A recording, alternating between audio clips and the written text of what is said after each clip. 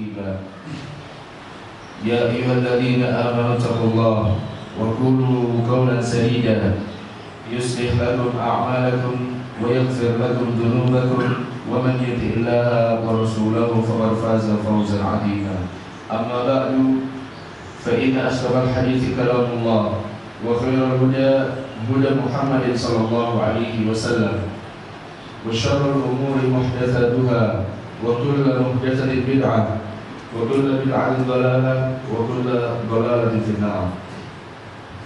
Ma'asyiral muslimin, ahibbai rahimani wa rahimakumullah. Segala puja dan puji kita ucapkan kehadirat Allah Subhanahu wa taala, karena Allah Subhanahu wa taala masih memberikan kepada kita rahmat-Nya, kasih sayang-Nya, hidayah-Nya dan taufiknya kepada kita, sehingga Allah Subhanahu wa taala masih menghidupkan kita dalam keadaan Islam dan iman. Semoga Allah Subhanahu wa taala mengistiqomahkan kita untuk senantiasa menjalankan ketaatan kepada Allah dan Rasulnya sallallahu alaihi wasallam hingga ajal menjemput kita. Salawat dan salam semoga tetap terlimpahkan kepada Nabi Muhammad sallallahu alaihi wasallam, yang dimana Nabi Muhammad sallallahu alaihi wasallam telah mengajarkan kepada kita mana yang tauhid, mana yang syirik, mana yang sunnah, mana yang bukan sunnah, mana yang halal dan mana yang haram. Salawat dan salam semoga terlimpahkan kepada para keluarganya, para sahabatnya, tabi'in dan tabi'ut tabi'in, dan orang-orang yang senantiasa mengikuti sunnah-sunnah Nabi sallallahu alaihi wasallam hingga kiamat nanti.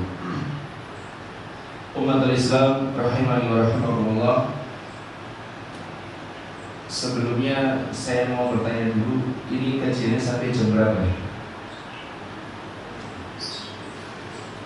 Saya takutnya nanti kalau belum kajian ini untuk laki-laki pada umumnya, karena saya akan membawakan sebuah judul, yaitu kenapa sih laki-laki itu harus berjamaah di masjid. Namun pada umumnya ini juga untuk perempuan.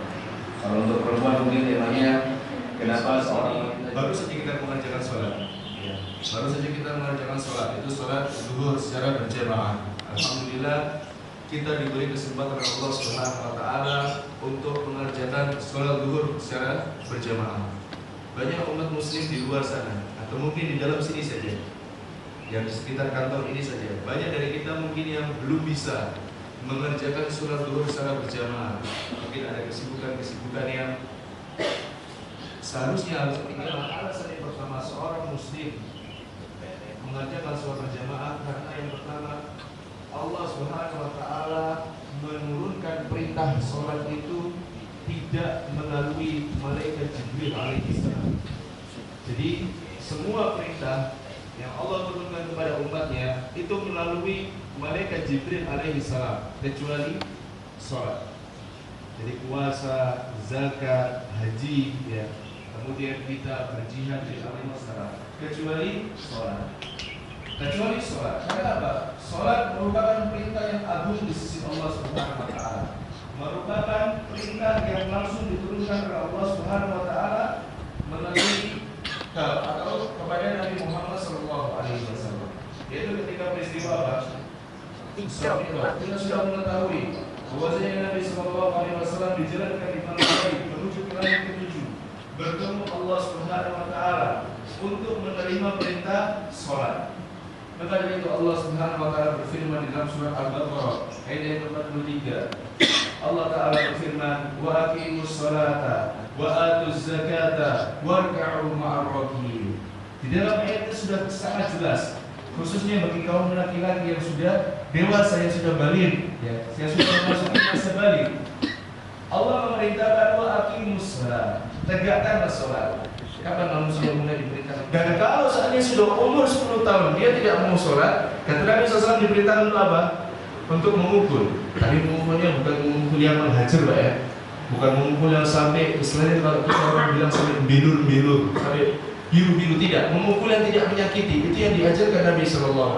Nah, kecuali Allah Subhanahu wa taala mengakui bahwasanya Nabi Muhammad SAW adalah utusan Allah Subhanahu wa taala, maka setelah itu manusia ketika Nabi Isra Mi'raj, ya, Nabi pada saat itu pertama kali menerima perintah sholat sebanyak 50 waktu. Ya, 950 waktu. Coba bapak-bapak dan ibu-ibu bayangkan, kalau seandainya kita sekarang menerima perintah sholat 50 waktu, habis waktu kita. Tidak bisa kita bekerja, tidak bisa kita rekreasi dengan anak cucu kita, tidak bisa kita berekreasi dengan keponakan-keponakan kita, atau mungkin duduk bersama keluarga kita, tidak bisa. Kenapa? Itu perintah dari Allah Subhanahu wa taala. Kemudian Nabi sallallahu alaihi wasallam meminta rukhsah, meminta keringanan kepada Allah Subhanahu wa taala. Dan kata Allah Subhanahu wa taala, maka aku tetapkan 5 sholat kepadamu wahai Muhammad dan kepada umatmu, yang dimana pahala 5 sholat itu setara dengan 50 waktu sholat. Subhanallah. Inilah yang Allah sediakan bagi kita. Kemudian yang kedua, Allah Ta'ala mengatakan wa'atuz zakat. Setelah kita diperintahkan sholat, kemudian kita mengeluarkan zakat. Dan Allah Subhanahu wa taala diberikan kendaraan, diberikan tempat tinggal. Namun Allah Subhanahu wa taala hanya meminta sedikit dari waktu kita untuk sholat berjamaah di masjid. Waliyadzubillah. Banyak dari manusia yang rela meninggalkan sholat demi kepentingan dunia. Padahal kita bisa mengetahui bahwasanya dengan sholat itu bisa mengelarkan, bisa memudahkan segala urusan-urusan yang sulit. Lihat kata Nabi sallallahu alaihi wasallam berkata kepada Bilal, "Ya Bilal, alihna bis shalah." Wahai Bilal, istirahatkan kita dengan sholat. Maksudnya apa? Dengan sholat pikiran kita menjadi tenang. Kita tidak tergesa-gesa, kita tidak memikirkan dunia. Kita hanya apa? Konsen kepada Allah Subhanahu wa taala. Ini alasan yang pertama. Mengapa seorang laki-laki harus mengerjakan sholat berjamaah di masjid bersama imam dan bersama makmum yang lainnya, bukan berjamaah di rumah bersama keluarga, tidak. Bisa ada berjamaah, tidak. Justru yang betul itu laki-laki mengajarkan anaknya untuk ke masjid, mengajarkan istrinya mendorong suaminya untuk pergi ke masjid. Jadi ibu-ibu yang di rumah, yang memiliki suami di rumah ya, ataupun memiliki anak laki-laki yang sudah balik, yang memasuki masa usia lanjut, hendaknya dia didorong untuk pergi ke masjid untuk menyembah Allah Subhanahu wa taala. Berapa sih waktu yang kita habiskan untuk sholat? Kita tadi mulai sholat sekitar jam 11:30, selesai sebelum jam 12 kurang seperempat. Hanya 15 menit Allah meminta waktu kepada kita. Gak lama. Tapi kenapa banyak sekali orang-orang berani meninggalkan sholat berjamaah?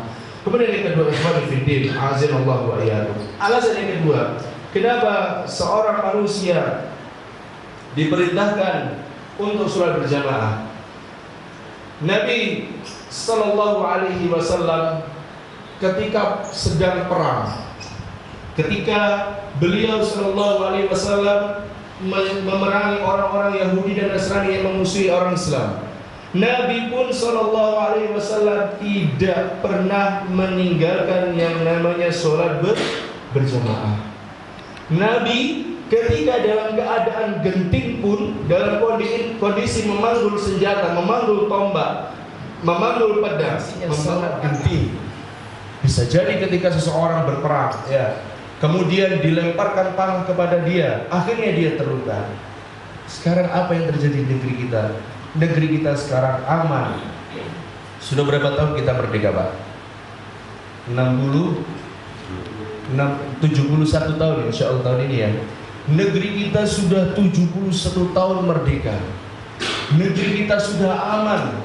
Tidak ada yang berani mengganggu seseorang untuk melaksanakan sholat berjamaah. Tidak ada yang berani untuk mengganggu seseorang untuk mengerjakan ibadah. Karena apa? Di negeri kita sendiri juga ada undang-undangnya. Bagi orang-orang tidak boleh mengganggu keyakinan agama yang lainnya. Tapi kenapa ketika sudah dibuat aturan yang senyaman ini, masjidnya pun nyaman, ya, tempat wudhunya nyaman, di dalam masjidnya pun ada kipas angin, bahkan ada di sebagian masjid yang ada air conditioner yang ada AC-nya. Banyak sekali manusia yang berani meninggalkan sholat berjamaah. Selama 24 jam, kita berapa hari bekerja? 8 jam. Mulai dari jam 7 mungkin, ya, sampai jam berapa? Jam 4 sore ada yang sedikit, atau sampai setengah 5. Kita sudah untuk bekerja sudah 8 jam. Lalu kita potong waktu tidur kita, sudah 6 jam. Sisa punya hanya 15 menit, 20 menit, bahkan hanya paling lama cuma 30 menit dari sisa yang ada di hidup kita. Namun kenapa sih kok banyak sekali manusia berani mengkufuri nikmat Allah Subhanahu wa taala? Kita sudah diberi gaji yang layak oleh Allah Subhanahu wa taala, diberi pekerjaan yang di ruangannya ada pendingin udaranya, kita diberikan kendaraan oleh Allah Subhanahu wa taala, kita diberikan rumah tempat tinggal oleh Allah Subhanahu wa taala. Namun Allah Subhanahu wa taala hanya meminta sedikit waktunya, paling lama 30 menit. Wal iyad billah, banyak manusia berani meninggalkan salat berjamaah bersama imam. Ini termasuk kekufuran, termasuk pengingkaran terhadap Allah, melakukan sebuah dosa. Di antara dosa-dosa besar yaitu seseorang meninggalkan salat berjamaah bersama imam. Makanya ada sebuah beda dari para ulama, ma nazalat musibatun illa bidzambin wa ma rufi'at illa bitaubatin. Tidaklah sebuah musibah itu turun kepada manusia, kepada sebuah kaum, kepada muslim atau muslimah, melainkan karena dosa yang dia perbuat. Jadi kalau kita mengatakan bahwasanya sholat ini menyita waktu, sholat ini menghancurkan pekerjaan kita, sholat ini menyita waktu kita untuk konsentrasi pada pekerjaan kita, itu adalah sebuah anggapan yang salah. Justru seorang manusia ketika sudah dalam keadaan genting harus meninggalkan pekerjaannya untuk melaksanakan sholat berjamaah. Kemudian yang ketiga, ikhwani fiddin, azanallahu wa iyyakum. Yang selanjutnya, alasan yang selanjutnya, kenapa sih seorang manusia itu harus mengerjakan sholat berjamaah? Alasan selanjutnya ialah seseorang yang buta pada zaman Nabi Shallallahu Alaihi Wasallam pun juga diperintahkan Nabi Shallallahu Alaihi Wasallam untuk mengerjakan sholat berjamaah. Ada sebuah hadis yang ini diriwayatkan oleh sahabat Abu Hurairah radhiyallahu anhu. Ata Nabi Shallallahu Alaihi Wasallam rajulun a'ma faqala. Ketika itu ada seseorang yang matanya buta datang kepada Nabi Shallallahu Alaihi Wasallam. Kita bisa mengetahui kondisi orang buta.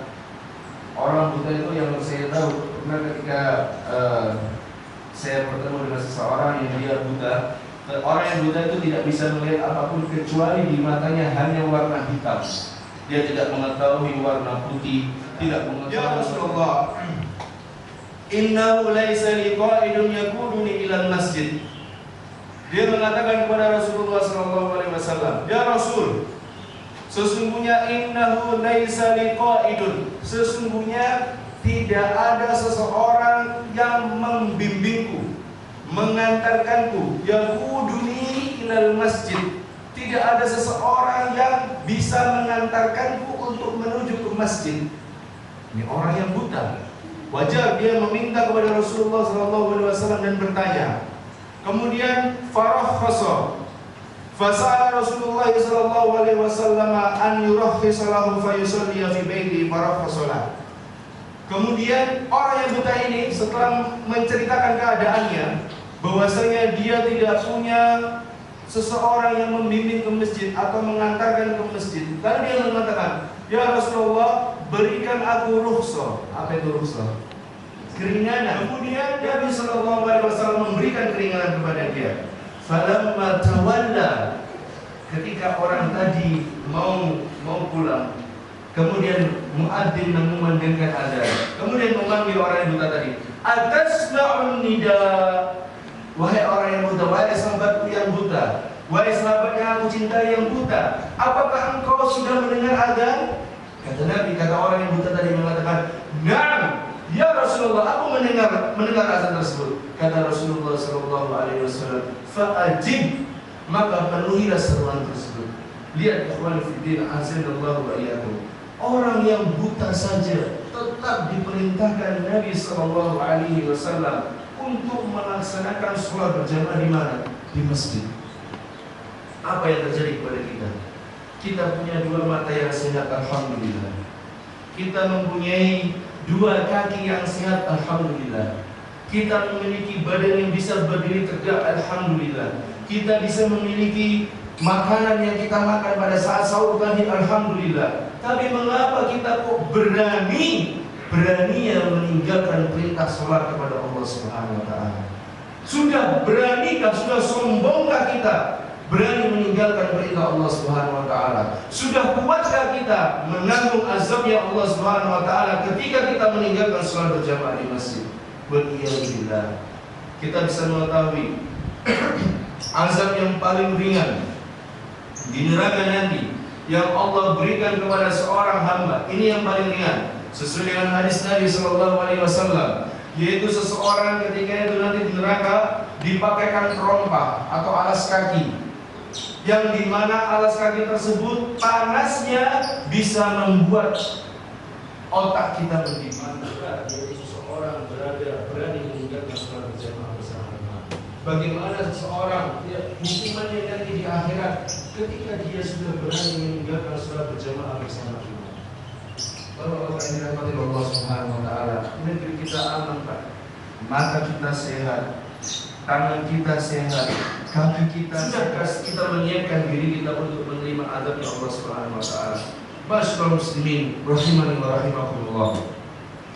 Kita tidak akan mengetahui besarnya sebuah nikmat Allah Subhanahu wa taala sampai Allah Subhanahu wa taala mencabut nikmat tersebut. Sekali lagi Pak ya, kita tidak akan mengetahui besarnya sebuah, bukan banyak, tapi sebuah nikmat Allah Subhanahu wa taala sampai Allah cabut nikmat tersebut. Saya punya tetangga, ini kejadiannya